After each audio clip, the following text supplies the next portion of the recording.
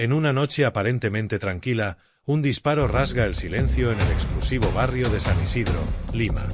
Lo que parecía ser un crimen pasional común se convertiría en uno de los casos más intrigantes y desgarradores en la historia criminal del Perú. ¿Qué secretos oscuros se esconden detrás de las paredes de una familia aparentemente perfecta? ¿Hasta dónde puede llegar alguien por proteger a sus seres queridos? Esta es la historia de cómo el amor, la traición y el miedo se entrelazaron para crear una tormenta perfecta que cambiaría para siempre las vidas de todos los involucrados. El inspector Javier Mendoza, un veterano de homicidios con más de 2 décadas de experiencia, nunca olvidaría la noche en que recibió la llamada sobre el asesinato de Mariana Sánchez. Al llegar a la escena del crimen, la opulenta mansión de los Valverde, Mendoza sintió de inmediato que este no sería un caso ordinario. La víctima, una reconocida abogada de 42 años, yacía en el suelo de mármol italiano, su sangre formando un macabro contraste con el lujo que la rodeaba. Lo que más perturbó a Mendoza no fue la brutalidad del crimen, sino los detalles que parecían fuera de lugar. La pistola Glock 9 mm, el arma homicida, estaba cuidadosamente colocada sobre la mesa de centro, como si el asesino quisiera que la encontraran. Los ojos de Mariana, aún abiertos, parecían mirar acusadoramente hacia un punto fijo en la habitación. ¿Qué habían visto esos ojos en sus últimos momentos? Mientras los técnicos forenses comenzaban su meticuloso trabajo, Mendoza se dirigió a interrogar al marido de la víctima, Ernesto Valverde. El reconocido cirujano plástico se encontraba en la cocina, su rostro una máscara de dolor y confusión. Entre sollozos entrecortados, Ernesto relató cómo había llegado tarde del trabajo, solo para encontrar el cuerpo sin vida de su esposa. «No entiendo quién podría hacer algo así», repetía una y otra vez, su voz quebrándose con cada palabra. Mariana era amada por todos, no tenía enemigos. Sin embargo, a medida que Mendoza profundizaba en el interrogatorio, pequeñas grietas comenzaron a aparecer en la fachada de perfección de la familia Valverde. Ernesto mencionó casualmente que últimamente Mariana había estado un poco estresada por el trabajo, pero se negó a dar más detalles. Sus ojos, notó Mendoza, se desviaban nerviosamente hacia su teléfono móvil cada pocos segundos. Al salir de la casa, Mendoza se encontró con los vecinos que se habían congregado en la calle, atraídos por las luces de las patrullas. Entre susurros, algunos mencionaron haber escuchado discusiones acaloradas provenientes de la casa en las últimas semanas. Una vecina, una anciana de ojos perspicaces llamada Doña Rosa, se acercó discretamente a Mendoza. «Inspector», dijo en voz baja, «hay algo que debería saber. La señora Mariana, últimamente la veía muy alterada. Y ayer, justo antes del incidente, la vi discutiendo con una mujer en la puerta de su casa. Nunca había visto a Mariana tan furiosa». Intrigado por esta nueva información, Mendoza decidió ampliar el círculo de la investigación. Al día siguiente, se dirigió al bufete de abogados donde trabajaba Mariana. Sus colegas pintaron la imagen de una mujer brillante y dedicada, pero varios mencionaron que en las últimas semanas parecía distraída y preocupada. Carlos Montero, un joven asociado que trabajaba estrechamente con Mariana, se mostró particularmente nervioso durante el interrogatorio. Después de mucha insistencia, finalmente admitió: «La semana pasada, encontré a la señora Mariana llorando en su oficina. Cuando le pregunté qué sucedía, me dijo que había descubierto algo terrible, algo que podría destruir a su familia. Pero se negó a darme más detalles».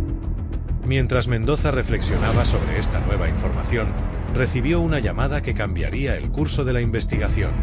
Ana Beltrán, la mejor amiga de Mariana y madrina de su hijo, solicitaba hablar urgentemente con él. En la sala de interrogatorios de la comisaría, Ana se desmoronó. Con los ojos enrojecidos y las manos temblorosas, confesó algo que nadie podría haber anticipado. Llevaba meses manteniendo una relación secreta con Ernesto, el marido de Mariana. «Mariana lo descubrió hace una semana», reveló Ana entre sollozos incontrolables. «Nos amenazó con destruirnos a ambos. Dijo que se quedaría con todo, la casa, el dinero, incluso la custodia de Mateo. Estaba fuera de sí, nunca la había visto así». Esta revelación abrió un nuevo abanico de posibilidades y sospechosos. ¿Habría sido Ernesto capaz de matar a su esposa para evitar el escándalo y la ruina financiera? ¿O quizás Ana, temiendo perderlo todo, tomó medidas desesperadas? Mendoza y su equipo trabajaron incansablemente, desenredando una compleja red de mentiras, pasiones y traiciones. Cada nueva pista parecía llevarlos en una dirección diferente, y el caso pronto se convirtió en un fenómeno mediático. La prensa especulaba salvajemente sobre los posibles culpables, y la presión sobre el departamento de policía para resolver el caso crecía día a día. Mientras tanto, en las sombras, alguien observaba cómo se desarrollaban los acontecimientos, sabiendo que poseía la pieza final del rompecabezas. Alguien cuya participación en esta tragedia nadie podría haber imaginado. A medida que la investigación avanzaba, Mendoza comenzó a notar un patrón inquietante. Cada vez que parecía estar cerca de una respuesta, surgía un nuevo giro que lo desviaba del camino. Era como si alguien estuviera siempre un paso adelante, anticipando sus movimientos y cubriendo sus huellas. Decidido a llegar al fondo del asunto, Mendoza optó por un enfoque diferente. En lugar de centrarse únicamente en los sospechosos principales, comenzó a investigar minuciosamente los antecedentes de todos los involucrados, buscando conexiones que pudieran haber pasado desapercibidas. Fue durante esta investigación exhaustiva que Mendoza descubrió algo sorprendente sobre el pasado de Mariana. Antes de convertirse en la exitosa abogada que todos conocían, había trabajado brevemente como asistente legal en un caso de alto perfil que involucraba a un poderoso cártel de drogas. Aunque el caso se había resuelto hace años, Mendoza no pudo evitar preguntarse si podría haber alguna conexión con su asesinato. Mientras seguía esta nueva línea de investigación, Mendoza recibió una llamada anónima. Una voz distorsionada le advirtió que estaba cavando demasiado profundo y que debería dejar las cosas como están si sabía lo que le convenía. Lejos de intimidarlo, esta amenaza solo reforzó la determinación de Mendoza para llegar a la verdad. Paralelamente, el inspector decidió prestar más atención a un personaje que hasta ahora había permanecido en segundo plano: Mateo, el hijo de 12 años de Mariana y Ernesto. El niño, descrito por todos como tranquilo y maduro para su edad, había estado sorprendentemente ausente de las discusiones sobre el caso. Mendoza organizó una entrevista informal con Mateo, esperando que el ambiente relajado de una cafetería cerca de su escuela pudiera hacer que el niño se abriera. Al principio, Mateo se mostró reservado, respondiendo con monosílabos y evitando el contacto visual. Pero a medida que la conversación avanzaba, Mendoza notó destellos de algo más profundo en los ojos del niño. ¿Una mezcla de miedo y culpa? Mateo, dijo Mendoza suavemente, sé que esto debe ser muy difícil para ti. Perder a tu madre de una manera tan trágica. No puedo imaginar por lo que estás pasando. Pero necesito que sepas que puedes confiar en mí. Si hay algo, cualquier cosa que creas que podría ayudarnos a entender qué pasó, por favor, dímelo. El niño permaneció en silencio por un largo momento, sus ojos fijos en la taza de chocolate caliente frente a él. Cuando finalmente habló, su voz era apenas un susurro. A veces, dijo, las personas hacen cosas malas por razones buenas. Antes de que Mendoza pudiera indagar más, Mateo se cerró de nuevo, insistiendo en que quería volver a casa. El inspector lo llevó de vuelta, su mente dando vueltas con las implicaciones de esa críptica declaración. Esa noche, mientras revisaba sus notas, Mendoza no podía sacarse de la cabeza la conversación con Mateo. Había algo en la mirada del niño, en la forma en que había elegido sus palabras, que sugería que sabía más de lo que dejaba ver. Pero, ¿qué podría saber un niño de 12 años sobre un asesinato? Y más importante aún, ¿por qué lo ocultaría? Decidido a explorar todas las posibilidades, Mendoza comenzó a investigar más a fondo la vida de Mateo. Habló con sus profesores, sus compañeros de clase, incluso con el psicólogo de la escuela. Todos describían a Mateo como un niño brillante pero introvertido, que parecía cargar con un peso invisible sobre sus hombros. Un comentario del psicólogo escolar llamó particularmente la atención de Mendoza. Aparentemente, unas semanas antes del asesinato, Mateo había mencionado durante una sesión que a veces sentía que tenía que proteger a su familia de sí misma. Cuando se le pidió que elaborara, el niño se había negado a dar más detalles. Mientras tanto, la investigación sobre el posible vínculo con el cártel de drogas tomó un giro inesperado. Mendoza descubrió que uno de los testigos clave en aquel antiguo caso había sido recientemente liberado de prisión y estaba viviendo bajo una identidad falsa en Lima. ¿Podría este hombre, motivado por la venganza, estar detrás del asesinato de Mariana? La teoría parecía plausible, Pero algo seguía molestando a Mendoza. Todas las piezas encajaban demasiado perfectamente, como si alguien estuviera intentando crear una narrativa conveniente. Fue entonces cuando Mendoza tuvo una epifanía. Había estado tan concentrado en buscar al culpable entre los adultos que había pasado por alto la posibilidad más improbable, por lo tanto, la más perfecta. Con el corazón pesado, Mendoza convocó a todos los involucrados en la sala de conferencias de la comisaría. Ernesto, Ana, familiares y amigos cercanos se reunieron, la tensión palpable en el aire mientras esperaban las revelaciones del inspector. «Hemos resuelto el caso del asesinato de Mariana Sánchez», anunció Mendoza con voz grave. Los presentes contuvieron la respiración, preparándose para escuchar la verdad que cambiaría sus vidas para siempre. Pero justo cuando el inspector estaba a punto de revelar la identidad del asesino, las luces se apagaron repentinamente. En la oscuridad, se escuchó un grito ahogado y el sonido de una silla cayendo al suelo. Cuando las luces volvieron, todos quedaron paralizados por la escena ante sus ojos. Mateo, el hijo de Mariana y Ernesto, estaba de pie en el centro de la sala, sosteniendo un arma idéntica a la encontrada en la escena del crimen. Sus ojos, llenos de una mezcla de dolor y determinación, se fijaron en su padre. «Yo lo hice», dijo con una voz sorprendentemente firme para su edad. «Yo mate a mama». El silencio que siguió a esta confesión fue ensordecedor. Nadie podía creer lo que estaban escuchando. Mendoza, recuperándose de la conmoción inicial, se acercó lentamente al chico. «Mateo», dijo con suavidad, «¿por qué dices eso?» «Porque es la verdad», respondió el niño, con lágrimas corriendo por sus mejillas. «Escuché a mamá amenazar a papá y a tía Ana. Dijo que nos separaría, que nos quitaría todo. No podía permitirlo». La revelación sacudió a todos los presentes. Ernesto cayó de rodillas, devastado por la culpa y el horror. Ana se cubrió el rostro con las manos, incapaz de mirar al niño que consideraba como propio. Mateo continuó, su voz quebrándose por momentos. «Tomé el arma del estudio de papá. Sabía que mamá estaría sola esa noche. No quería hacerlo, pero tenía miedo de perderlo todo, de perder a mi familia». Mendoza, luchando por mantener la compostura, se arrodilló frente a Mateo. «Hijo», dijo con voz suave, «¿entiendes lo que estás diciendo? ¿Comprendes las consecuencias de tus acciones?». Los ojos de Mateo, llenos de una sabiduría impropia de su edad, se encontraron con los del inspector. «Entiendo más de lo que crees», respondió. «Entiendo que a veces, para proteger a quienes amas, tienes que hacer cosas terribles». La confesión de Mateo desencadenó una serie de eventos que nadie podría haber anticipado. En las semanas que siguieron, la sociedad peruana se vio sacudida hasta sus cimientos. El caso que había mantenido en vilo a toda una nación terminaba de la manera más inesperada y desgarradora posible. Los medios de comunicación entraron en un frenesí, debatiendo incansablemente sobre la culpabilidad de un niño de 12 años. ¿Era Mateo realmente responsable de sus acciones? ¿O era una víctima más de las circunstancias? Expertos en psicología infantil fueron convocados para analizar el caso. Muchos argumentaron que Mateo, expuesto a un ambiente familiar tóxico y sintiéndose responsable de mantener unida a su familia, había actuado bajo un estrés extremo.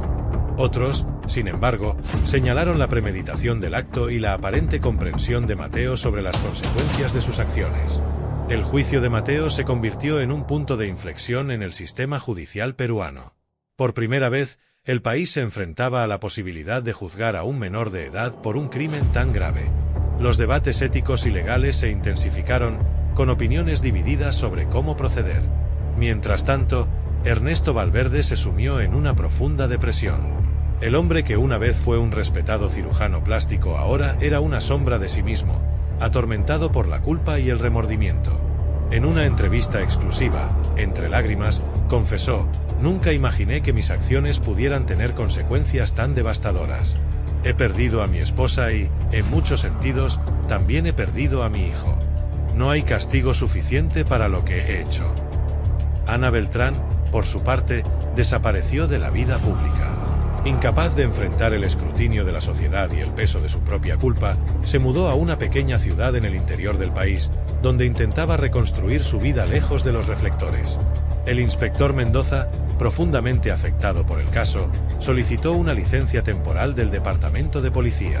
En una conferencia de prensa, visiblemente conmovido, declaró: «En todos mis años como detective, nunca me había enfrentado a un caso que me sacudiera hasta el núcleo de mi ser. Este no es solo un crimen, es una tragedia en todos los sentidos de la palabra». A medida que el juicio de Mateo se acercaba, la nación entera contenía la respiración. El caso había abierto heridas profundas en la sociedad peruana, obligando a todos a enfrentarse a preguntas incómodas sobre la familia, la moralidad y la justicia. Los psicólogos que evaluaron a Mateo presentaron informes contradictorios. Algunos argumentaban que el niño sufría de un trastorno de estrés postraumático complejo, resultado de años de exposición a un ambiente familiar disfuncional. Otros, sin embargo, señalaban que Mateo mostraba signos de una personalidad manipuladora y potencialmente psicopática. Durante el juicio, que se llevó a cabo a puerta cerrada debido a la edad de Mateo, salieron a la luz detalles aún más perturbadores. Se reveló que Mateo había estado llevando un diario en los meses previos al asesinato. Las entradas, leídas en voz alta en la corte, pintaban la imagen de un niño atormentado, atrapado entre el amor por sus padres y el conocimiento de sus faltas. Una entrada particularmente desgarradora decía: «A veces pienso que sería mejor si todos desapareciéramos. Mamá, papá, tía Ana, yo. Tal vez entonces encontraríamos paz. Pero sé que no puedo hacerlo. Tengo que ser fuerte. Tengo que arreglarlo todo». El testimonio de Mateo en el juicio fue el momento más impactante. Con una calma sorprendente para alguien de su edad, relató los eventos que llevaron al asesinato de su madre. «Esa noche», dijo Mateo, su voz apenas un susurro en la sala del tribunal, «escuché a mamá hablando por teléfono. Estaba gritando, diciendo que iba a destruir a papá y a tía Ana. Que se aseguraría de que nunca más me vieran. Yo no podía dejar que eso pasara. Mi familia ya estaba rota, pero si mamá hacía lo que decía, no quedaría nada para salvar». Describió cómo había tomado el arma del estudio de su padre, cómo había esperado a que su madre estuviera sola, y cómo, con manos temblorosas, había apuntado y disparado. «No quería matarla», sollozó Mateo. «Solo quería que se detuviera, que nos dejara en paz. Pero cuando vi la sangre, cuando vi sus ojos, supe que había cometido el peor error de mi vida». El testimonio de Mateo conmovió incluso a los más escépticos. La imagen de un niño de 12 años, llevado a cometer un acto tan terrible por circunstancias que estaban más allá de su control, era desgarradora. El juicio se prolongó durante semanas, con expertos de todo el mundo siendo llamados a testificar. Se debatió sobre la capacidad de un niño para comprender plenamente las consecuencias de sus acciones, sobre la responsabilidad de los padres en la formación moral de sus hijos, y sobre los límites de la justicia cuando se trata de menores de edad. Finalmente, después de largas deliberaciones, el tribunal llegó a una decisión. Mateo fue declarado culpable de homicidio, pero debido a su edad y a las circunstancias atenuantes, se ordenó que fuera internado en un centro de rehabilitación juvenil. Valverde, solía decir, nos enseñó que la verdad a menudo se esconde en los lugares más inesperados y que nuestras acciones pueden tener consecuencias que nunca podríamos haber imaginado. Mateo, mientras tanto, pasó los siguientes 6 años en el centro de rehabilitación. Los reportes indicaban que era un paciente modelo, dedicado a sus estudios y participando activamente en terapia. Sin embargo, los psicólogos notaban que el niño parecía cargar con un peso invisible, una tristeza que nunca lo abandonaba completamente. En su 18º cumpleaños, cuando llegó el momento de reevaluar su caso, Mateo sorprendió a todos al solicitar permanecer en el centro de rehabilitación. «Todavía no estoy listo para enfrentar el mundo exterior», explicó en una carta al juez. «Aquí, al menos, puedo intentar entender mis acciones y trabajar para ser una mejor persona». La decisión de Mateo generó un nuevo debate en la sociedad. Muchos lo veían como un signo de remordimiento y un deseo genuino de redención. Otros, sin embargo, se preguntaban si era una estrategia para evitar enfrentar las verdaderas consecuencias de sus actos. A medida que pasaban los años, el caso Valverde se convirtió en un tema de estudio en facultades de Derecho y Psicología de todo el mundo. Se escribieron libros, se produjeron documentales, y el trágico destino de la familia se convirtió en una advertencia sobre los peligros de los secretos familiares y las consecuencias imprevistas de nuestras acciones. 20 años después del asesinato de Mariana Sánchez, un periodista logró obtener una entrevista exclusiva con Mateo Valverde, quien finalmente había sido liberado del centro de rehabilitación. El hombre que se sentó frente a las cámaras era casi irreconocible. Su rostro, una vez infantil e inocente, ahora estaba marcado por líneas de preocupación y arrepentimiento. «No pasa un día sin que piense en mi madre», dijo Mateo, su voz apenas un susurro.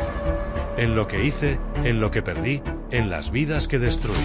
He pasado 2 décadas tratando de entender mis acciones, tratando de perdonarme a mí mismo. Pero la verdad es que nunca podré hacerlo completamente». Cuando se le preguntó sobre sus planes para el futuro, Mateo respondió con una sonrisa triste. «Mi único deseo es tratar de hacer algo bueno con el resto de mi vida. Tal vez, de alguna manera, pueda honrar la memoria de mi madre y compensar, aunque sea un poco, el daño que he causado». La entrevista con Mateo Valverde se convirtió en un fenómeno viral, reavivando el debate sobre el caso y generando nuevas discusiones sobre la rehabilitación, el perdón y la posibilidad de redención. En los meses siguientes, Mateo comenzó a trabajar con organizaciones dedicadas a prevenir la violencia doméstica y a apoyar a niños en situaciones de riesgo. Su historia, aunque trágica, se convirtió en un poderoso testimonio sobre las consecuencias del secreto y la mentira en las familias. Ernesto Valverde, ahora un hombre anciano, vio la entrevista de su hijo desde la soledad de su pequeño apartamento. Con lágrimas en los ojos, marcó un número que no había usado en 2 décadas. «Mateo», dijo cuando su hijo respondió, «soy yo, tu padre. Sé que no tengo derecho a pedirte nada, pero ¿podríamos hablar?». El silencio al otro lado de la línea pareció eterno. Finalmente, la voz de Mateo, cargada de emociones contenidas, respondió, «Sí, papá. Creo que ya es hora de que hablemos». Esa conversación marcó el inicio de un largo y doloroso proceso de reconciliación entre padre e hijo. No fue fácil, y hubo momentos en que ambos pensaron en rendirse. Pero poco a poco, con paciencia y honestidad, comenzaron a reconstruir el vínculo que se había roto tantos años atrás.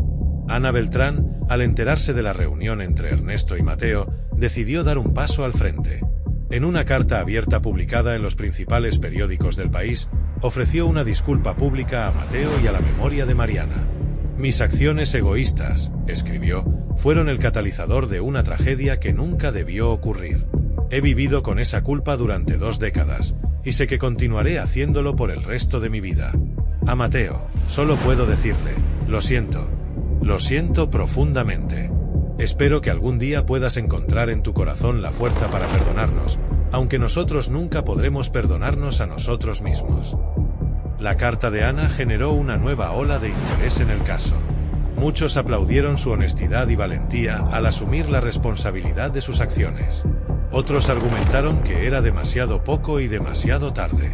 Mateo, en una breve declaración a la prensa, respondió, «El perdón es un camino largo y difícil.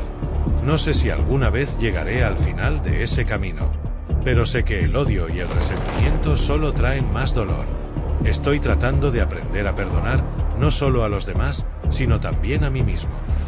El caso Valverde, que había comenzado como una tragedia familiar, se convirtió en un símbolo de las complejidades del amor, la familia y la justicia.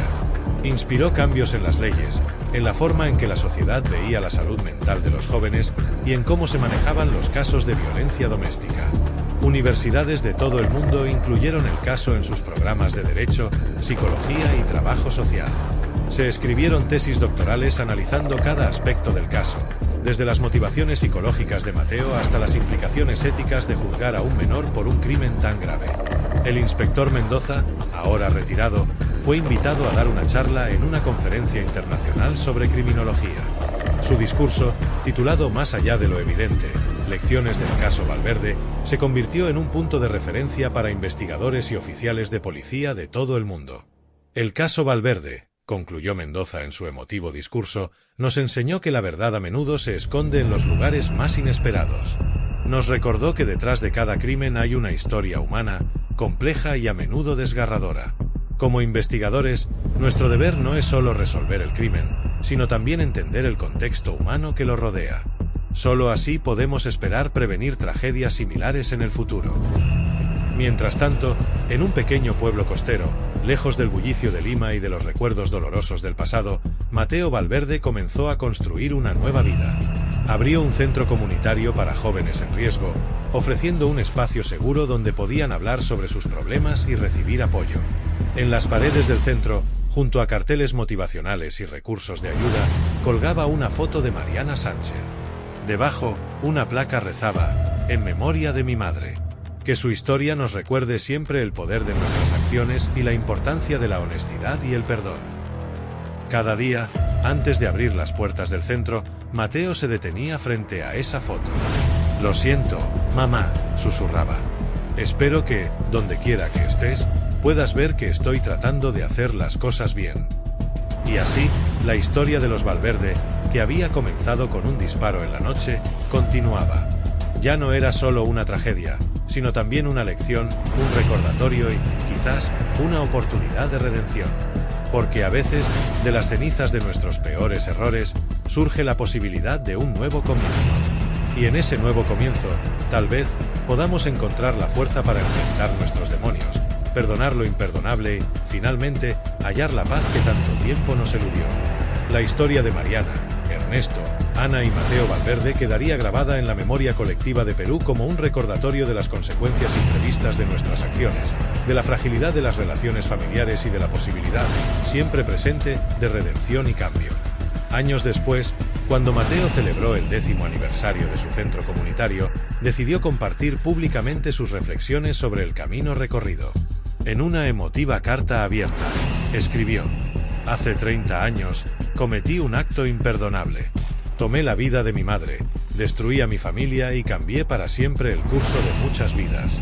Durante mucho tiempo, creí que no merecía nada más que castigo y sufrimiento. Pero con el tiempo, y gracias a la ayuda de muchas personas maravillosas, aprendí una lección crucial, que incluso de la más profunda oscuridad puede surgir una luz de esperanza. No puedo cambiar el pasado, pero puedo trabajar cada día para crear un futuro mejor. Cada joven que encuentra apoyo en nuestro centro, cada familia que logramos mantener unida, es un pequeño paso hacia la redención. No busco el perdón, porque sé que hay actos que están más allá de eso. Pero espero que mi historia pueda servir como una advertencia, y al mismo tiempo, como un recordatorio de que siempre hay una oportunidad para el cambio y el crecimiento. A todos los jóvenes que luchan con la ira, el miedo o la desesperación, les digo: hablen. Busquen ayuda. No permitan que el silencio y los secretos los consuman como me consumieron a mí.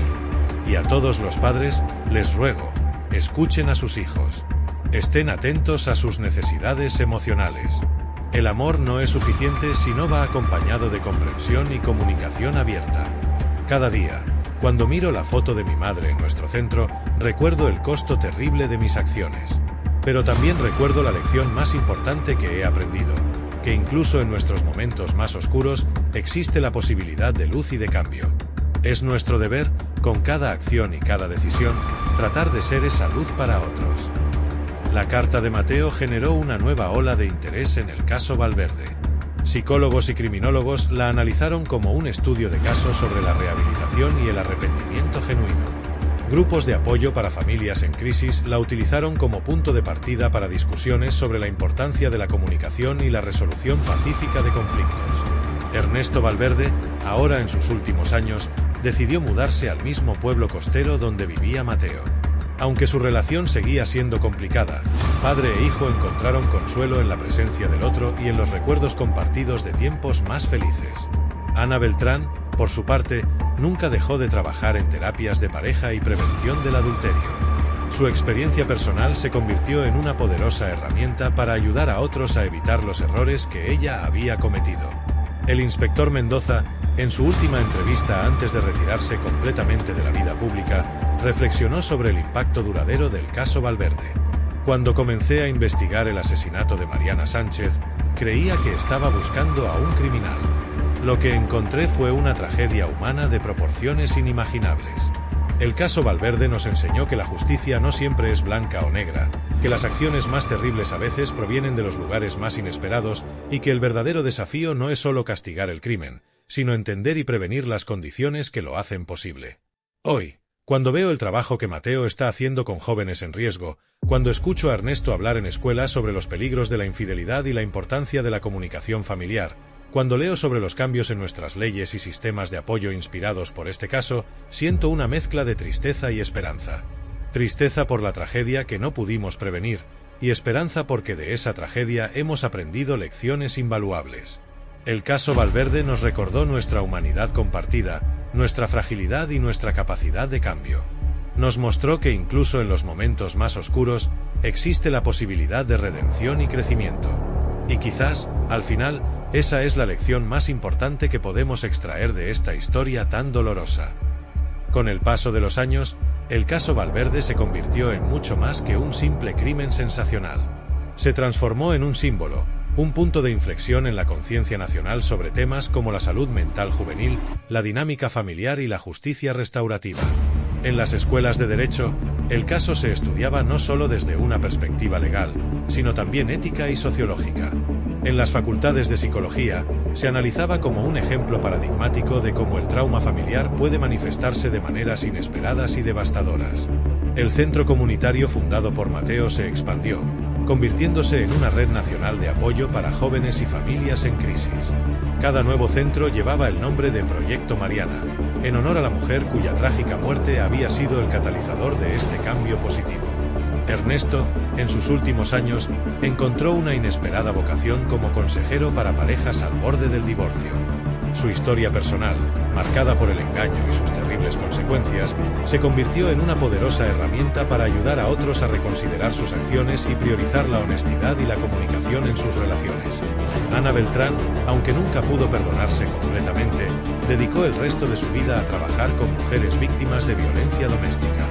Su experiencia le dio una perspectiva única sobre cómo las decisiones aparentemente personales pueden tener ramificaciones que afectan a toda una familia y una comunidad.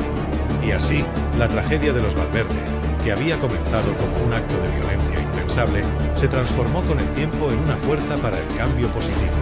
Cada vida tocada por su historia, cada familia salvada de un destino similar, cada ley cambiada y cada conciencia despertada se convirtió en un pequeño tributo a la memoria de Mariana Sánchez. En el 30º aniversario del asesinato, se inauguró un monumento en Lima dedicado a las víctimas de la violencia familiar. En el centro del monumento, una placa rezaba, en memoria de Mariana Sánchez y de todas las víctimas silenciosas.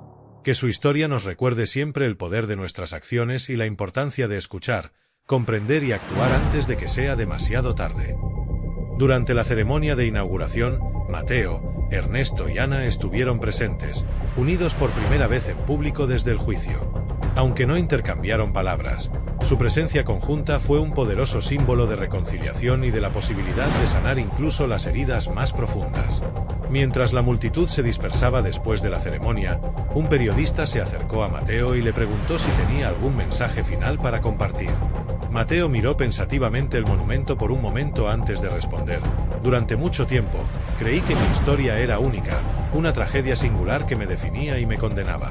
Pero con los años he aprendido que, aunque los detalles pueden ser diferentes, muchas familias luchan con secretos, miedos y presiones que pueden llevar a consecuencias devastadoras. Mi esperanza es que, al compartir nuestra historia, por dolorosa que sea, podamos inspirar a otros a buscar ayuda, a comunicarse abiertamente y a recordar siempre que hay alternativas a la violencia y la desesperación. No puedo cambiar lo que hice, pero puedo dedicar cada día de mi vida a prevenir que otros cometan errores similares. Y si nuestra tragedia puede salvar aunque sea a una familia, si puede prevenir aunque sea un acto de violencia, entonces quizás, de alguna manera, podamos encontrar un significado en medio de tanto dolor. Con estas palabras, Mateo se alejó lentamente del monumento, llevando consigo el peso de su pasado pero también la esperanza de un futuro en el que las lecciones aprendidas de la tragedia de los Valverde pudieran crear un mundo más compasivo y comprensivo. Sin embargo, la historia de los Valverde estaba lejos de terminar. En los años que siguieron a la inauguración del monumento, el impacto de su caso continuó reverberando en la sociedad peruana y más allá. El Proyecto Mariana, la red de centros comunitarios fundada por Mateo, se expandió no solo a nivel nacional, sino que comenzó a inspirar iniciativas similares en otros países de América Latina. Gobiernos y organizaciones no gubernamentales de Colombia, Argentina y México enviaron representantes para estudiar el modelo y adaptarlo a sus propias realidades. Mateo, ahora en sus 50, se convirtió en un orador solicitado en conferencias internacionales sobre prevención de la violencia y salud mental juvenil. Su historia personal, combinada con décadas de experiencia en el trabajo con jóvenes en riesgo, ofreció una perspectiva única y poderosa que resonó en audiencias de todo el mundo. En una de estas conferencias en Buenos Aires, Mateo conoció a Elena, una psicóloga especializada en trauma infantil. La conexión entre ellos fue inmediata y profunda. Elena, que había seguido el caso Valverde como parte de sus estudios, encontró en Mateo no al asesino que había leído en los periódicos, sino a un hombre profundamente arrepentido y dedicado a la redención. Su relación se desarrolló lentamente, con Mateo inicialmente reticente a permitirse la felicidad personal. «No estoy seguro de merecer el amor», le confesó a Elena en una noche estrellada en la costa peruana. Elena, con la sabiduría de años trabajando con sobrevivientes de trauma, le respondió: «El amor no es algo que merecemos o no. Es una fuerza que nos ayuda a sanar y a crecer. Tu pasado es parte de ti, pero no te define completamente». Mientras tanto, Ernesto Valverde, en sus últimos años, encontró una inesperada paz en su trabajo como consejero matrimonial. Su historia personal, marcada por el engaño y sus terribles consecuencias, se convirtió en una poderosa herramienta para ayudar a parejas al borde del divorcio a reconsiderar sus acciones y priorizar la honestidad y la comunicación. En una sesión particularmente emotiva, una pareja joven al borde de la separación debido a una infidelidad escuchó la historia de Ernesto. El marido, conmovido hasta las lágrimas, confesó: «Nunca pensé en las consecuencias que mis acciones podrían tener más allá de mi matrimonio. Su historia me ha abierto los ojos».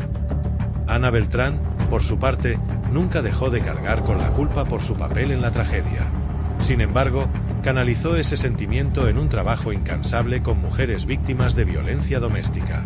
Fundó una organización llamada Nuevos Comienzos, que proporcionaba refugio, asesoramiento legal y apoyo emocional a mujeres y niños que escapaban de situaciones abusivas. En el 20º aniversario de la fundación de Nuevos Comienzos, Ana fue honrada con un premio nacional por su labor humanitaria.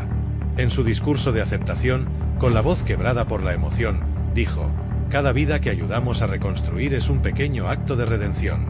No puedo cambiar mi pasado, pero puedo trabajar cada día para crear un futuro mejor para otros». El impacto del caso Valverde también se hizo sentir en el sistema legal peruano.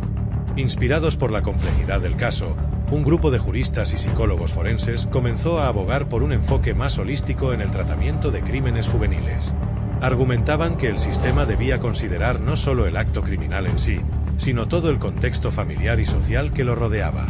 Estas ideas culminaron en la aprobación de la Ley Mariana 5 años después de la inauguración del monumento. Esta ley revolucionaria establecía un nuevo protocolo para el tratamiento de casos de violencia juvenil, enfatizando la rehabilitación sobre el castigo y requiriendo una evaluación psicológica exhaustiva del entorno familiar del menor. Durante el debate parlamentario sobre la ley, un senador leyó una carta escrita por Mateo. «Honorables miembros del Congreso, les escribo no como el niño que cometió un acto terrible hace tantos años, sino como un hombre que ha dedicado su vida a prevenir que otros cometan errores similares. Les imploro que consideren esta ley no como una forma de ser indulgentes con el crimen, sino como una herramienta para abordar las raíces profundas de la violencia en nuestra sociedad. Cada niño que podamos salvar de un destino similar al mío es una victoria para todos nosotros». La aprobación de la Ley Mariana fue celebrada como un hito en la justicia juvenil, no solo en Perú sino en toda América Latina. Países vecinos comenzaron a estudiar la ley como un modelo para sus propias reformas. En el ámbito académico, el caso Valverde continuó siendo objeto de estudio y debate. Se escribieron docenas de tesis doctorales analizando diversos aspectos del caso, desde las implicaciones psicológicas hasta las ramificaciones legales y sociales. La Universidad Nacional Mayor de San Marcos, la más antigua de América, estableció la Cátedra Mariana Sánchez en su Facultad de Derecho. Esta cátedra anual invitaba a expertos de todo el mundo a discutir temas relacionados con la justicia juvenil, la dinámica familiar y la prevención de la violencia. En la inauguración de la cátedra, el decano de la facultad declaró: «El caso Valverde nos enseñó que la justicia no puede ser ciega a las complejidades de la naturaleza humana. Nos desafió a mirar más allá de las categorías simples de culpable e inocente, y a considerar el contexto más amplio en el que ocurren los actos de violencia». Esta cátedra es nuestro compromiso continuo con esa lección. Mientras tanto, la vida personal de Mateo tomó un giro inesperado. Su relación con Elena floreció, y después de años de vivir con el peso de su pasado, Mateo comenzó a permitirse experimentar momentos de felicidad. La pareja se casó en una ceremonia íntima en la playa, con Ernesto presente como testigo. La decisión de Mateo de casarse y potencialmente formar una familia propia generó un intenso debate público. Algunos argumentaban que alguien con su pasado no debería tener el derecho a esa felicidad, mientras que otros lo veían como un poderoso ejemplo de rehabilitación y redención. En una entrevista con un periódico nacional, Elena defendió su relación. Conocí a Mateo no como el niño que cometió un acto terrible, sino como el hombre en el que se ha convertido. Un hombre dedicado a prevenir que otros cometan los mismos errores, un hombre que ha trabajado incansablemente para reparar el daño que causó. Si no creemos en la posibilidad de cambio y crecimiento, ¿qué esperanza tenemos como sociedad? La noticia del matrimonio de Mateo también llegó a Ana Beltrán. Después de años de evitar cualquier contacto directo, Ana decidió escribirle una carta. Querido Mateo, he dudado mucho antes de escribir esta carta, insegura de si tengo el derecho de entrar en tu vida de alguna manera. Pero al enterarme de tu matrimonio, sentí la necesidad de comunicarme contigo. Primero, quiero felicitarte. La felicidad que has encontrado es un testimonio de tu fuerza y tu capacidad de crecimiento. Sé que el camino no ha sido fácil, y admiro profundamente la persona en la que te has convertido. Segundo, quiero pedirte perdón una vez más. Sé que mis acciones contribuyeron a la tragedia que marcó nuestras vidas. No hay día en que no piense en Mariana y en el dolor que causé. Por último, quiero que sepas que el trabajo que has hecho, la vida que has llevado desde aquel terrible día, ha sido una inspiración para mí. Me ha motivado a trabajar cada día para ayudar a otros, para tratar de crear algo positivo del dolor de nuestro pasado. Te deseo toda la felicidad del mundo, Mateo. La mereces. Con cariño, Ana. La carta de Ana conmovió profundamente a Mateo. Después de días de reflexión, decidió responder. Querida Ana, tu carta me ha tocado el corazón de una manera que no puedo expresar completamente con palabras. Durante mucho tiempo, cargué con tanta ira y resentimiento, no solo hacia ti y mi padre, sino hacia mí mismo. Pero con los años he aprendido que el perdón, incluso el autoperdón, es un viaje, no un destino. Gracias por tus felicitaciones y tus palabras amables. Elena ha sido una luz en mi vida que nunca esperé encontrar, y estoy agradecido cada día por su amor y comprensión. En cuanto al perdón que pides, quiero que sepas que lo tienes. Lo has tenido por mucho tiempo. Todos cometimos errores terribles, todos contribuimos a la tragedia que nos marcó. Pero también hemos pasado las décadas desde entonces tratando de reparar el daño, de crear algo positivo de tanto dolor. El trabajo que has hecho con Nuevos Comienzos es admirable. Ana, has tocado y cambiado tantas vidas para mejor. En muchos sentidos, creo que has honrado la memoria de mi madre de la mejor manera posible, ayudando a prevenir que otras familias sufran como sufrió la nuestra. Quizás algún día, si te sientes cómoda, podríamos encontrarnos y hablar en persona. Hay mucho que podríamos aprender el uno del otro, mucha sanación que aún podría ocurrir. Hasta entonces, te deseo lo mejor. Con afecto, Mateo. Este intercambio de cartas marcó el inicio de una reconciliación lenta pero significativa entre Mateo y Ana. Con el tiempo, comenzaron a colaborar en proyectos conjuntos, combinando los recursos de Nuevos Comienzos y el Proyecto Mariana para crear programas integrales de prevención de la violencia y apoyo familiar. Mientras tanto, el impacto del caso Valverde continuó extendiéndose más allá de las fronteras de Perú. En Colombia, inspirados por la Ley Mariana, se implementó un programa piloto de justicia restaurativa para jóvenes infractores. En Chile, el currículo escolar se actualizó para incluir talleres sobre comunicación familiar y manejo de conflictos, utilizando el caso Valverde como estudio. En el ámbito internacional, la Organización de las Naciones Unidas tomó nota del enfoque innovador de Perú en la justicia juvenil. Se invitó a Mateo a hablar ante el Comité de los Derechos del Niño, donde compartió su historia y abogó por un enfoque más compasivo y holístico en el tratamiento de la delincuencia juvenil. Cada niño que comete un acto violento, dijo Mateo en su discurso, es también una víctima. Una víctima de circunstancias, de sistemas fallidos, de adultos que no supieron o no pudieron protegerlos. No podemos ignorar la gravedad de sus acciones, pero tampoco podemos ignorar nuestra responsabilidad colectiva en la creación de un mundo donde tales actos sean menos probables. Su discurso recibió una ovación de pie y generó un debate global sobre los derechos de los niños y la justicia juvenil. Varios países comenzaron a revisar sus políticas, buscando un equilibrio entre la responsabilidad y la rehabilitación.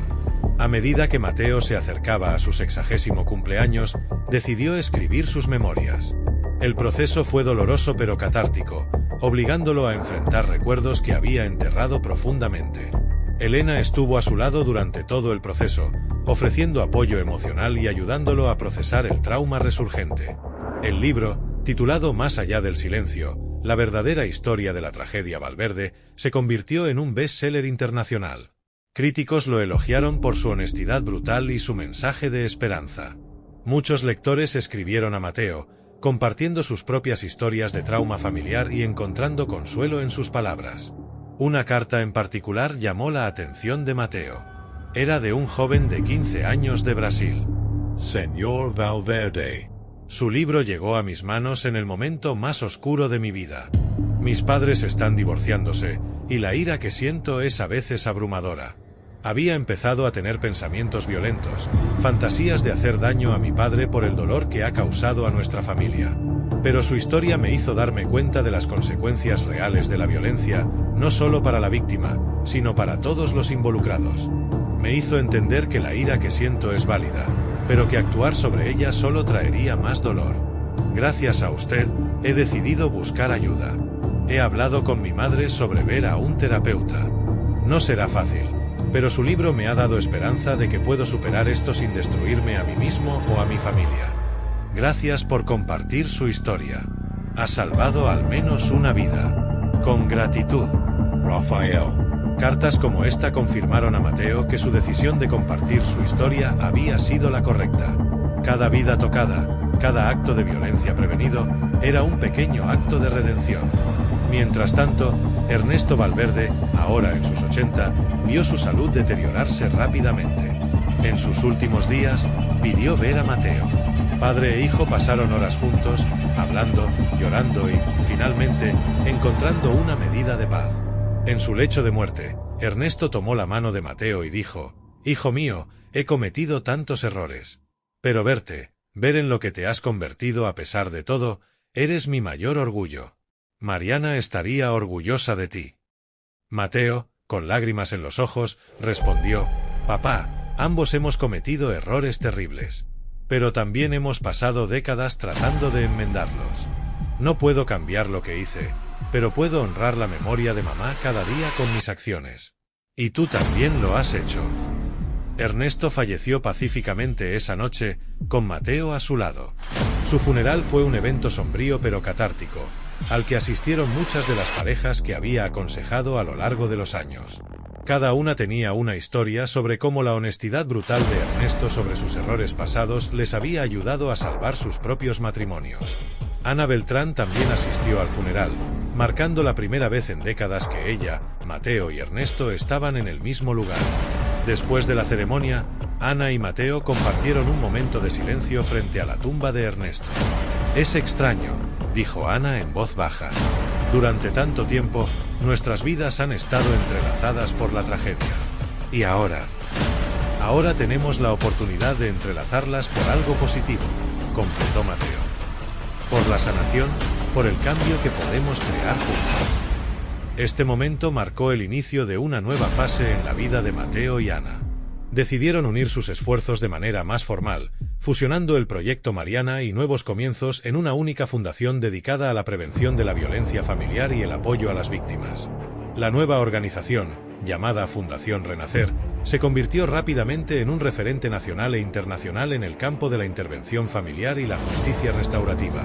Combinando la experiencia de Ana en el trabajo con víctimas de violencia y el enfoque de Mateo en la prevención y la rehabilitación de jóvenes en riesgo, la Fundación Renacer desarrolló programas innovadores que abordaban el ciclo de la violencia desde múltiples ángulos. Uno de los proyectos más exitosos de la Fundación fue el programa Voces del Silencio, que llevaba a Mateo y Ana a escuelas de todo el país para compartir sus historias y facilitar discusiones abiertas sobre conflictos familiares, presión de grupo y alternativas a la violencia. Durante una de estas charlas en una escuela secundaria en Arequipa, una joven estudiante se puso de pie durante la sesión de preguntas y respuestas. Con voz temblorosa, confesó: Yo he estado pensando en hacer daño a mi padrastro. Él abusa de mi madre, y me siento tan impotente. Después de escuchar sus historias, me doy cuenta de que la violencia solo traería más dolor. Pero, ¿qué puedo hacer? ¿Cómo puedo ayudar a mi madre? El auditorio quedó en silencio, la tensión palpable en el aire. Mateo y Ana intercambiaron una mirada, reconociendo la importancia crucial de este momento. Mateo se acercó a la joven, con voz suave pero firme. Dijo: primero, quiero agradecerte por tu valentía al hablar. Has dado el primer paso más importante: romper el silencio. No estás sola en esto, y hay ayuda disponible. Ana continuó: vamos a asegurarnos de que tú y tu madre reciban el apoyo que necesitan. La violencia nunca es la respuesta, pero hay maneras de salir de situaciones abusivas. Estamos aquí para ayudarte a encontrar esa salida. Este incidente llevó a la Fundación Renacer a desarrollar una línea de ayuda de emergencia 24/7 para jóvenes en situaciones de crisis.